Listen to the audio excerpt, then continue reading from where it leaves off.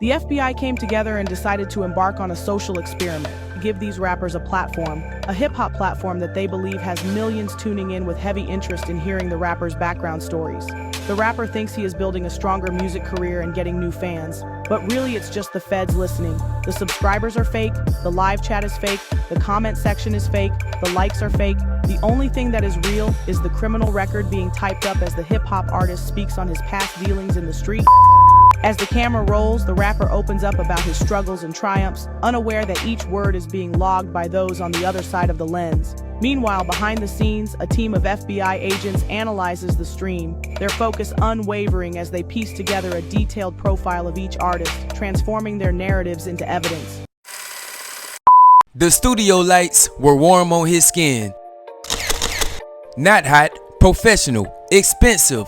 The set was looking like a major network. A glass table, LED backdrop with looping graphics, and cameras on gliding tracks. Behind the host, you can see the name of the podcast in bold red letters. The Block Files, Unfiltered. Tariq Johnson, also known as Reek, adjusted his fitted cap, letting the diamonds in his grill flash underneath the light. He leans back in his chair, one arm draped casually over the seat. Across from him, the host of the podcast. He's a polished, well-spoken man with industry insider type vibes, nodding his head with fake positive intent. What's up, Reek? How are you, bud? I'm very happy to have you on the Block Files Unfiltered podcast today. You came up out of East Flatbush, right? Tell us what the real New York hustle was like for you, before the music started popping. A little grin starts to grow on Reek's face. Yes, he is smiling. This is the part that he loves, self-snitching. Man, check me out, bro. Back then, we wasn't thinking about no rap. We was trying to survive. I had a little crew. We was flipping weight. I ain't gonna sit up here in front to you and act like we was saints. We was bad as hell. I caught my first charge at 16 years old. The judge gave me a slap on the wrist, so I took that second chance and I started moving smarter. He started laughing casually, like he was telling a story at summer camp. The camera begins to pan in tighter as Tariq is giving more vivid details about his past criminal dealings. Somewhere he didn't know where, an entire room of analysts leaned closer to the monitors. One typed out, first charge, possession with intent, 16 years old, sealed into a growing file titled Johnson Tariq, middle initial A. A couple of weeks after his episode aired, Tariq's phone wouldn't stop buzzing. DMs full of blue checks, random girls dropping hearts. He even started getting, "Yo, I got a beat for you" messages. But these producers who claimed they had beats for him were absolutely nobodies. I'm talking only 3 followers and no posts. And that's when something about this situation started to feel a little off. His YouTube numbers were crazy. 2.3 million views in 12 days. Comments filled with "real street dude right here" and "Reek talking facts." But when he tried replying, nobody ever responded. Not once.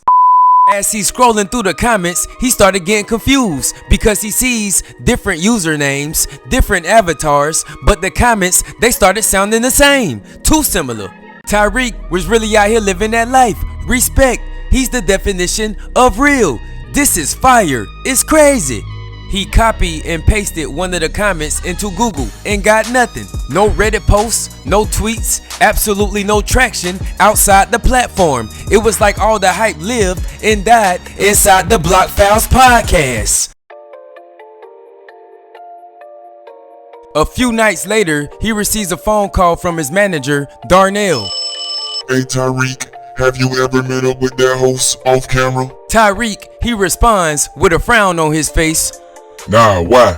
Why you ask me that? Something weird is going on, man. I tried to pitch a follow-up interview for you. Called the studio number from their site. It's disconnected. And that production company, it doesn't exist. Tariq didn't say anything for a moment. He stared at that live viewer count on his latest episode. 134K watching now. It ticked up like clockwork every 10 seconds. Always by 5. Never more, never less. Tariq finally responds to Darnell.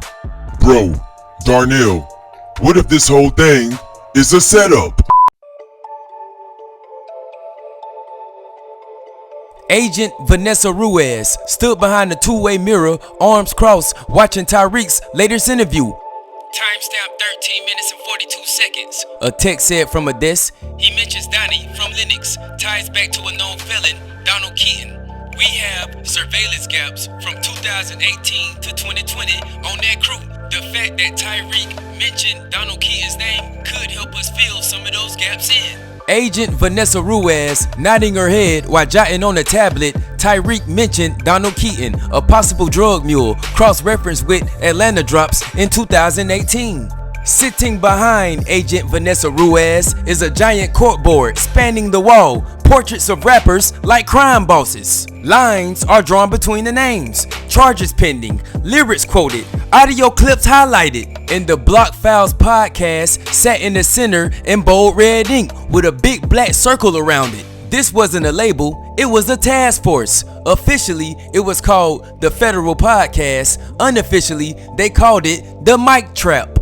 People say they want authenticity, said Agent Malone, stepping into the room with coffee. We just gave the streets a confession booth with great lighting and fake ass clout. Agent Vanessa Ruiz responds.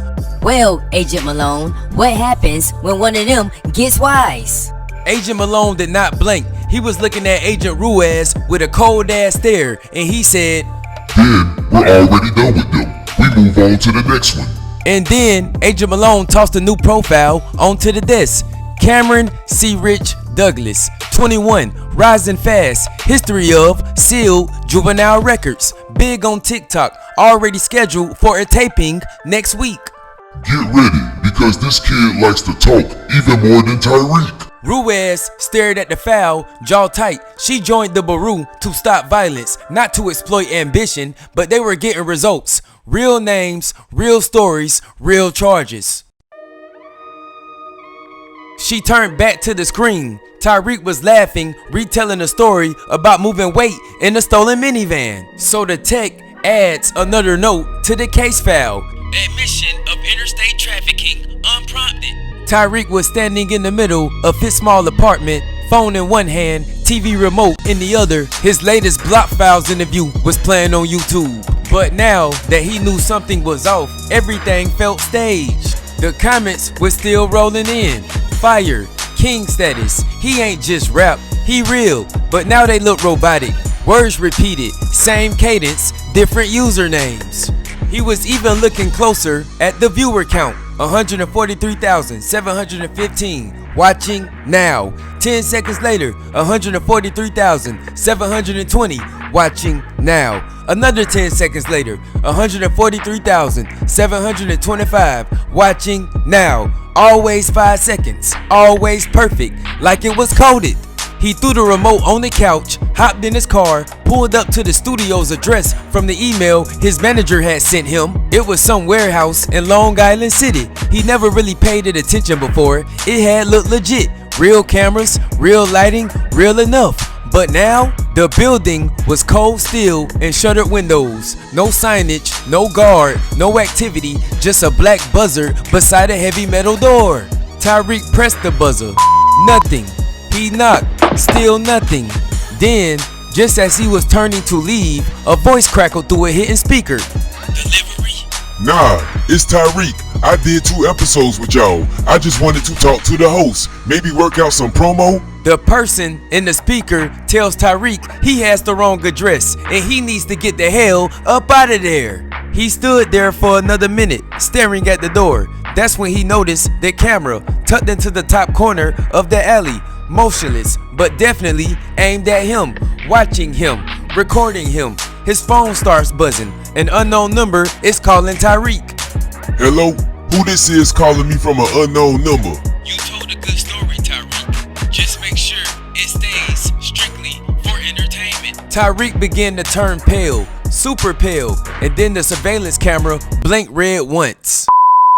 Tyreek stormed into Darnell's apartment without knocking. The door slammed behind him so hard, a picture on the wall tilted sideways. Bro, what the F is going on? Darnell, mid-bite of a sandwich, looked up confused as hell. What you talking about, Tyreek? I went to the studio. Ain't no studio, ain't no host, ain't no crew, just a locked door and a security camera watching me like I was trying to break in. Darnell stood up slowly and he said to Tyreek, Tyreek, chill. I told you already. I couldn't get a call through. That don't mean They knew my name, D. I didn't say nothing and they knew who I was. Then some mystery number called me right after I left. Make sure it stays entertainment. What does that even mean, bro? Darnell started looking real uneasy and uncomfortable. Bro, maybe it's just haters trying to psych you out. You didn't go viral. People do weird stuff when you go viral. Tyreek stepped up to Darnell a little bit closer and told him this. You sit there in my booking info, right? You talked to someone. You vouched for that show, Darnell. Darnell was looking real uneasy, but he finally responded and he said, Bro, I didn't find them. They found you. Someone hit me from a block number. Said they were building a street authentic platform. Offered a future spot. No pay, just exposure. And you didn't ask them any questions, Darnell? You just went with it? Is that what you telling me? They said they worked with Glass old team. Said they had labels watching. They said they can get you signed, Tyreek. You been grinding for years, man. I thought this was finally your shot. Tyreek ran his hands down his face, super disgusted with himself. Bro, I might have confessed 2 felonies on camera. He turned and walked toward the door, stopping with his hands on the knob. I ain't trying to blow up just to rot in a cell, bro.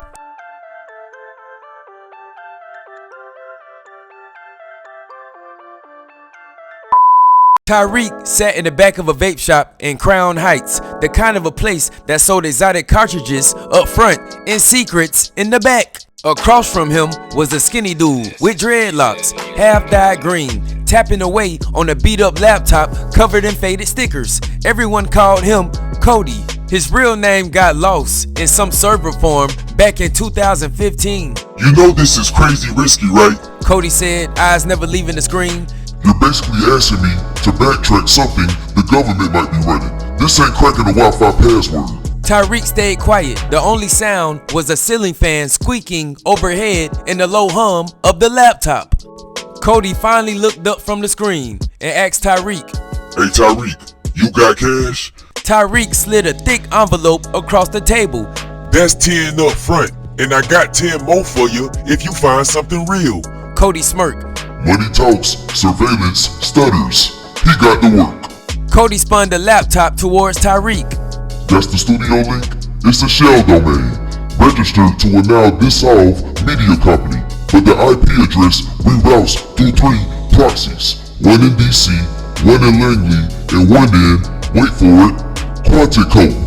Tyreek's stomach dropped to his knees. Wait, hold up, Cody. You trying to tell me, as in? FBI, my guy, it's their net. They're hosting the whole platform. I found the upload data for your episodes. They're not public files. They're mirrored directly to the government cloud server under something called Project Echo Room. They got folders, real case files, matched to your episodes, and a dozen other rappers. So Cody, what you trying to tell me is this podcast was a trap?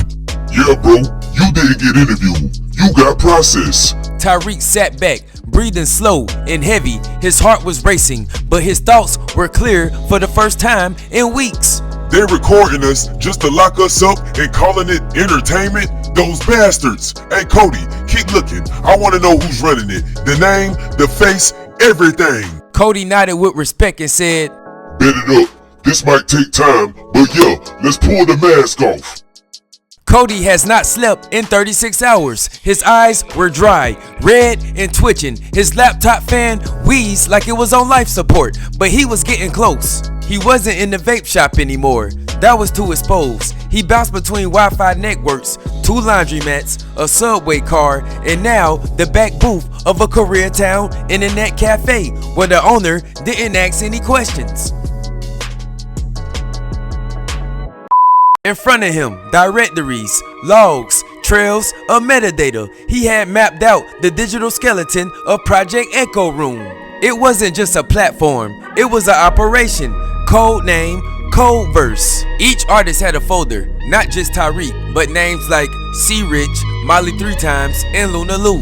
Each one is tagged with a case ID, timestamp audio logs, and automated risk assessments that will turn their confessions into real-time profiles, gang affiliations, trafficking connections, even interstate movement patterns based on their lyrics. This target displays low awareness of surveillance. This target's probability of additional disclosures, 89%. This target is recommended for advancement to a secondary interview. Cody found a lot, but Cody found a lot more. Confidential, internal use only.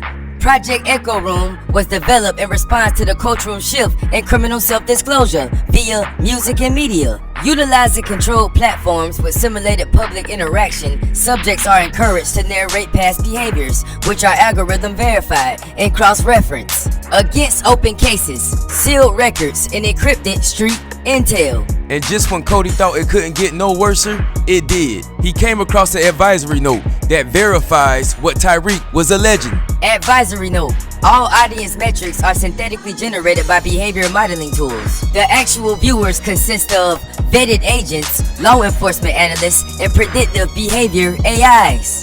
Damn, Tyreek was right. The views are fake, the comments are fake, even the live chat, bots. But the risk, the record, oh yeah, that is real. This wasn't just surveillance, it was entrapment by algorithm, a music career honey trap, a weapon disguised as opportunity. He pulled up the source code behind the view counter. There it was, a subroutine called spectator loop. Every 5 seconds plus 5, predictable robotics. He took screenshots, zipped everything, and encrypted the folder. File name, block_files_real.zip. And then he pulled out his phone and texted Tyreek. Yo, Tyreek, I got something you need to see. Not over text, in person, now.